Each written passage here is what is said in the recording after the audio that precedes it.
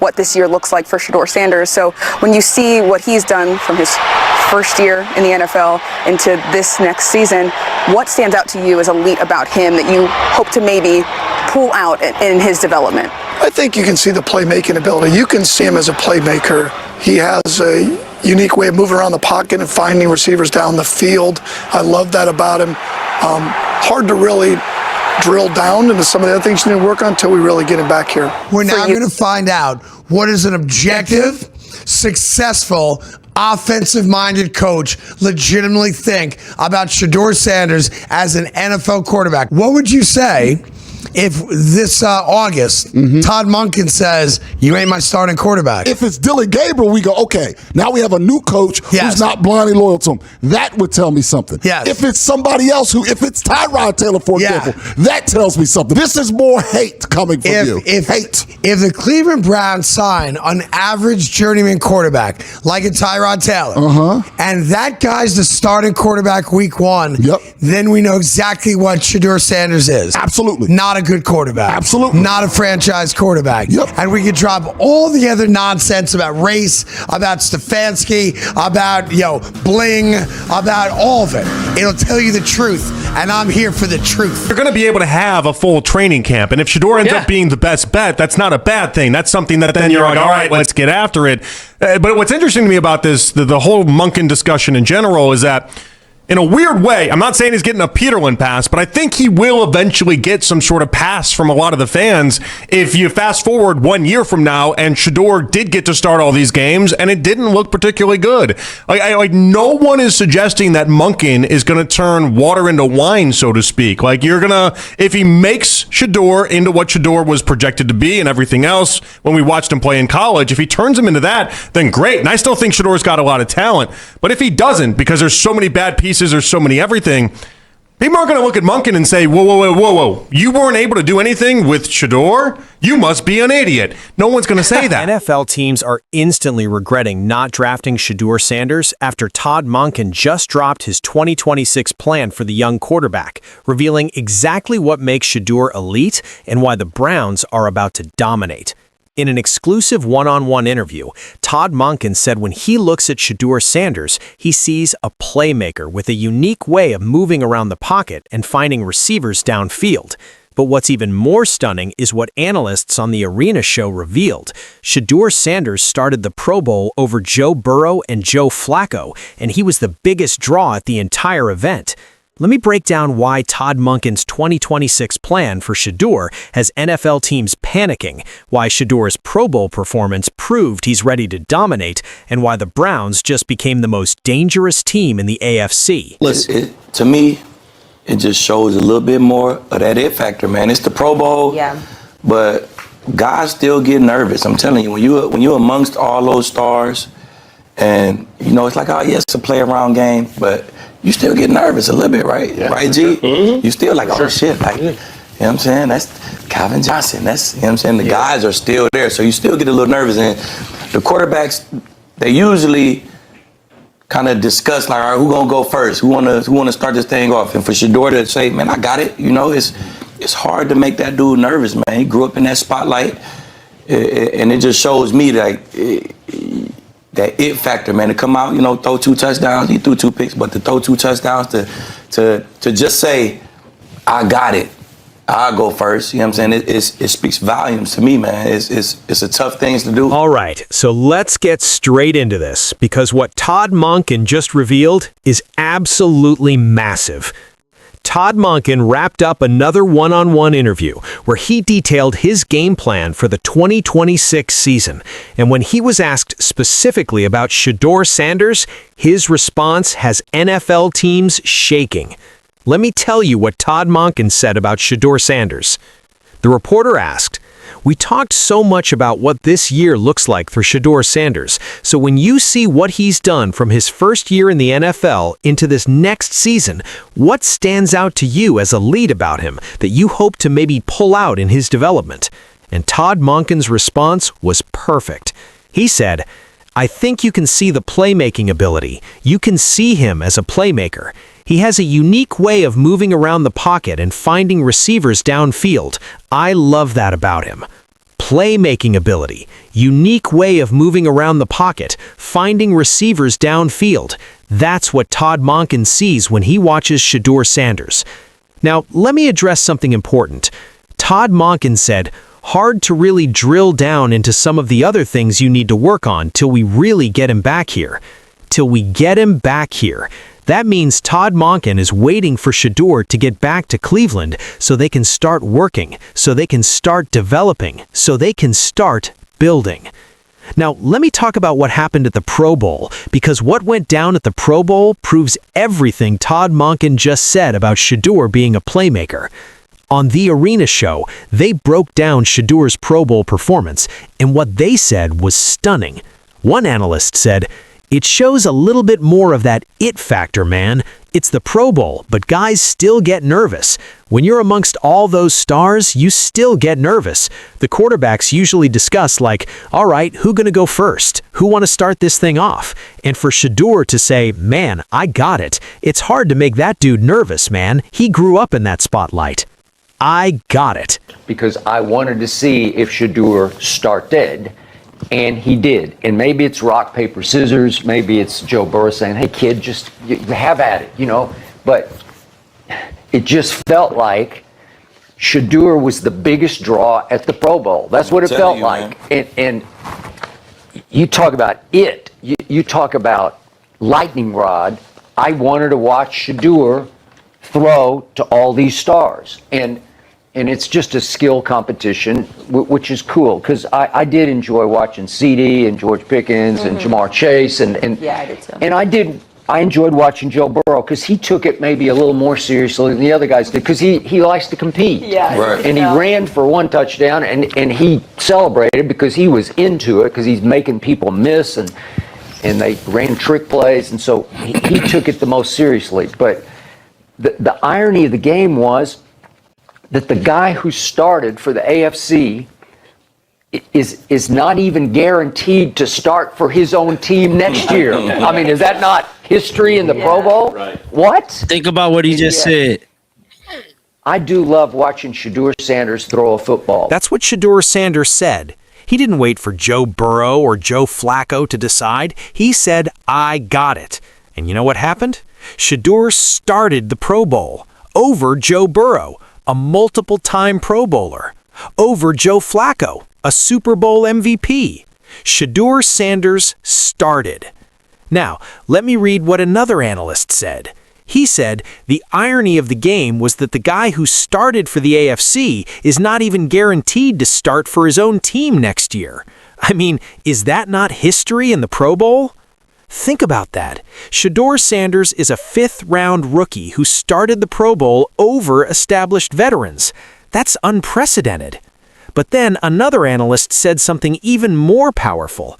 He said, I do love watching Shedeur Sanders throw a football because he was born to throw a football, and it is sweet and it is deadly accurate.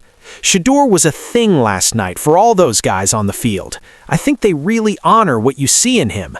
They see Deion's son. They see born to play in the National Football League. That's how NFL players view Shedeur Sanders. Now, let me address what the analyst said about Shedeur being the biggest draw at the Pro Bowl.